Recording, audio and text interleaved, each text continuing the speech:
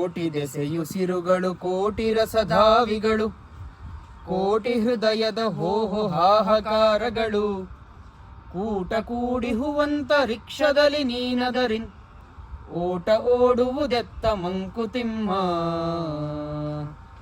ಈ ಆಕಾಶ ಅಥವಾ ಅಂತರಿಕ್ಷದಲ್ಲಿ ಅದೆಷ್ಟು ಕೋಟಿ ಜೀವಿಗಳ ಉಸಿರಿನ ಭಾವವಿದೆ. ಕೆಲವು ಜೀವಿಗಳದು ಆನಂದದ, ಉತ್ಸಾಹದ, ಉಲ್ಲಾಸದ ಉಸಿರಿನ ಭಾವ ಇರ್ಬೋದು.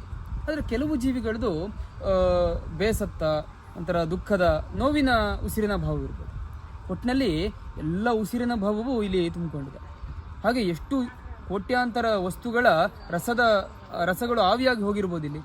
ಈ ರೀತಿ ನೀನು ಈ ಜೀವನದ ಜಂಜಾಟ ಬಿಟ್ಟು ಎಲ್ಲ ಜೀವಿಗಳ ಉಸಿರಿನ ಭಾವಗಳನ್ನು ಬಿಟ್ಟು ನಾನು ಹೋಗ್ಬಿಡ್ತೀನಿ, ನಾನು ಒಬ್ಬನೇ ನನ್ನ ಪಾಡಿಗೆ ಇರ್ತೀನಿ ಅಂದರೆ ಇರೋಕ್ಕಾಗಲ್ಲ ಅಂತ. ಅದು ಮನುಷ್ಯನ ಸ್ವಭಾವವಲ್ಲ. ಯಾವತ್ತು ಮನುಷ್ಯ ಯಾವತ್ತೇ ನಾವು ಹೇಳಿದಾಗ ಸಮಾಜ ಜೀವಿ, ಸಂಘ ಜೀವಿ, ಅವನು ಎಲ್ಲರ ಜೊತೆನೇ ಇರಬೇಕು. ಎಲ್ಲರ ಭಾವಗಳ ಜೊತೆ ಅವನು ಜೀವನ ನಡೆಸಬೇಕಾಗತ್ತೆ. ಗುಂಡಪ್ಪನವ್ರದ್ದು ಇನ್ನೊಂದು ಎಲ್ಲರೊಳಗೆ ಒಂದಾಗು ಮಂಕುತಿಮ್ಮ ಅಂತ ಹೇಳ್ತಾರೆ. ಹಾಗೆ ಎಲ್ಲರೊಳಗೆ ಒಂದಾಗಿ ಎಲ್ಲರ ಭಾವವನ್ನು ಅರ್ಥಕೊಂಡು ನಾವು ಜೀವನ ಮಾಡಬೇಕಾಗಿದೆ. ಅದನ್ನೆಲ್ಲಿ ಗುಂಡಪ್ಪನವರು ನಮಗೆ ನೆನಪು ಮಾಡ್ತಾ ಇದ್ದಾರೆ. ನಮಸ್ಕಾರಗಳು.